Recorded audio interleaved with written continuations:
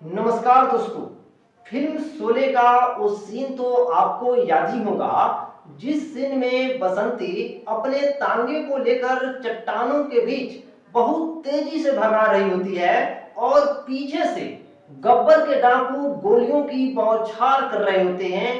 उसी समय बसंती चिल्लाती है, भाग धन्नो भाग, आज तेरी बसंती के इज्जत का सवाल है।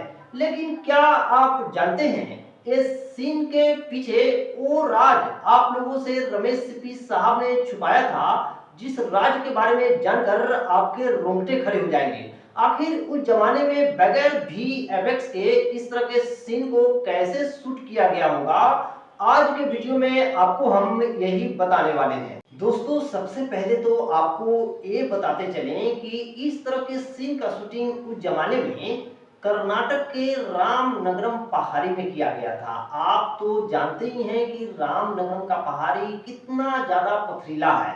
वहां पर ये सीन करते समय जरा सी भी चूक हो जाती तो मौत पक्की थी।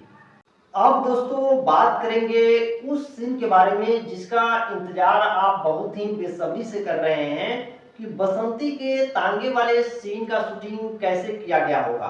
तो दोस्तों, आपकी जानकारी के लिए बताते चले कि इस तरह के सीन को शूट करने के लिए रमेश सिप्पी साहब ने दो तरह के तकनीक को अपनाए थे।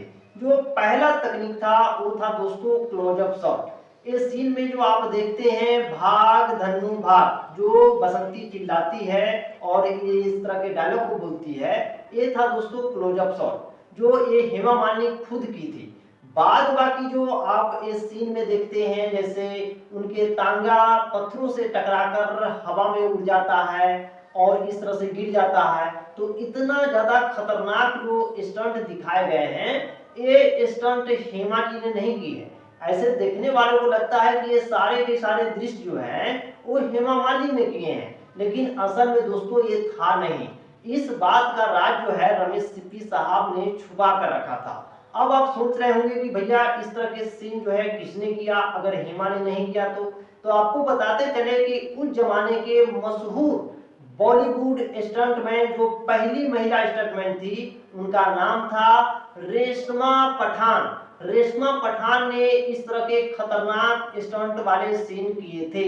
आपको ये भी बताते चले कि जहां आप इस सीन में देखते हैं कि पत्थर से तांगा टकरा जाता है और हवा में उछल जाता है, दरअसल दोस्तों ऐसा सीन रमेश सिप्पी साहब शूट करना ही नहीं चाहते थे। दरअसल वो चाहते थे कि जब तांगा टकराए पत्थर से तो उसका दोनों पहिया बाहर आ जाए, लेकिन दुर्भाग्यवश जब रियल में शूटिंग शुरू हुई तो ऐसा हो नहीं पाया। तांगा का एक ही पहिया निकल पाया, जिसके कारण तांगा अनबैलेंस हो गया और उस तांगे पर सवार उस जमाने के मशहूर महिला स्टंटमैन रेशमा पठान का बैलेंस बिगड़ गया और सीधे जमीन पर आ गिरी। इसके बाद वो भारी भरकम तांगा जो लकड़ी का बना हुआ था वो रेशमा पठान के ऊपर आकर गिर गया। अब क्रू मेंबर को लगा कि शायद रेशमा पठान अब इस दुनिया में नहीं रही। जब वो देखने के लिए गए तो देखा कि रेशमा पठान का कपार फट चुका है और खून से लहू लुहान हो चुकी है, लेकिन उनकी सांसें चल रही है। जैसे तैसे रमेश सिप्पी साहब और बाकी फिल्मी क्रू मेंबर जो है उनको लेकर हॉस्पिटल में भर्ती कराए। कई दिनों तक इस सीन का शूटिंग रुका रहा। फिर जैसे ही रेशमा पठान ठीक हुई, फिर से हिम्मत करके इस सीन को दोबारा से शूट किया गया। तो दोस्तों, जब भी आप ये मूवी देखें और इस तरह के सीन को देखें तो आप हेमा मालिनी को नहीं, आप रेशमा पठान को धन्यवाद दीजिए कि इस तरह के सीन को उन्होंने अपने खून और पसीना से सींचकर तब तैयार किया था। हम लोग ऑडियंस को देखने में लगता है कि अरे बाप रे, ये सारे के सारे सीन जो है हेमा मालिनी ने की है, जबकि इसका सच्चाई आपको जानकर जरूर रोंगटे खड़े हो गए होंगे और बिल्कुल हैरान हो गए होंगे कि भैया ये कैसा जानकारी है, इससे पहले तो हमको पता भी नहीं था। अगर पता था तो कमेंट बॉक्स में जरूर बताइएगा। अब दोस्तों बात करते हैं बसंती के तांगों के पीछा करने वाले गब्बर के उन डाकुओं के बारे में। क्या इस सीन में दिखाए गए वो सारे के सारे डाकू क्या असली थे या इसमें भी कोई गोलमाल था? चलिए जानते हैं। दरअसल रमेश सिप्पी साहब ने जो ये मूवी बनाया है शोले, इसमें इतना ना ज्यादा गोलमाल किए हुए हैं कि इसकी जब सच्चाई सुनते हैं तो ऑडियंस के पैरों तले जमीन खिसक जाता है। ऐसा ही कुछ सच्चाई आपको इस सीन के बारे में भी सुनने को मिलेगा, जिसे जानकर आपको रोंगटे जो है बिल्कुल खड़े हो जाएंगे। दरअसल आप जो देखे हैं बसंती के तांगों के पीछा कर रहे हैं बहुत सारे गब्बर के डाकू, दरअसल वो गब्बर के डाकू थे ही नहीं। अब आप सोच रहे होंगे कि भैया जब वो गब्बर के डाकू ही नहीं था तो कौन था आखिर हकीकत में? दरअसल वो सारे के सारे मशहूर घुड़सवार स्टंटमैन थे, जिन्हें रमेश सिप्पी साहब ने महीनों कर्नाटक के रामनगरम के पथरीली इलाकों में घोड़ा चलाने की ट्रेनिंग दिए थे।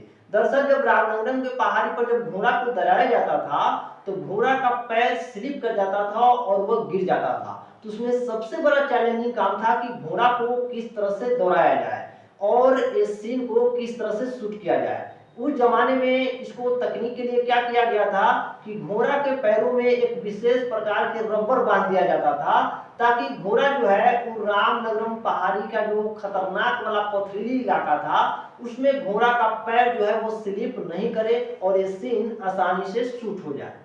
अब दोस्तों बात करते हैं कि दौड़ता हुआ बसंती का वो तांगा और उसका पीछा करता हुआ गब्बर के वो डाकू, आखिर इस तरह के सीन को उस जमाने के कैमरामैन कैसे इस सीन को शूट किए होंगे और किस तरह के तकनीक का इस्तेमाल किया गया होगा।